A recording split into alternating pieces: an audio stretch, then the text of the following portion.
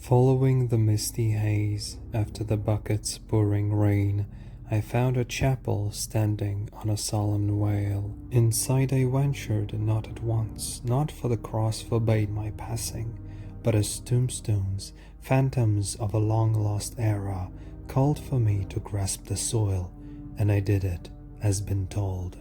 To my mind came flooding the recollections of the times of old, which mine were not. The warriors of far-gone epochs fought atop the rotten bones, atop the carcasses of those who fell before. That which was once sacred became consumed with blood, which scorched and ate away at life. The ritual of malice set the world aflame, and glee was heard among the darkness slaves. As the waxing of the moon drew nearer, I heard the tolling of the clemency of mine from the anguish cruel. It was the chapel's bell's denial of the principle which was the first to wrong the world. That which was foul in form and meaning once blossomed in the consciousness of mine, but now was completely gone, and the maelstrom within subsided. Justice reigned supreme at last, and I was free from the tombstone's shackles.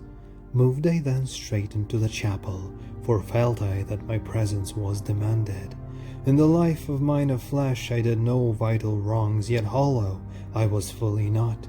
My heart was gripped by profound power as I stepped into the shrine of carven wood. Chagrin was not what felt I, for henceforth my essence got blessed with sacred knowledge. The life of mine, and of all people, became with the mediator without guile, and that which was unknown in any form initiate would Ascension sacred, and take us up into the sky to abodes long ago created by human mind.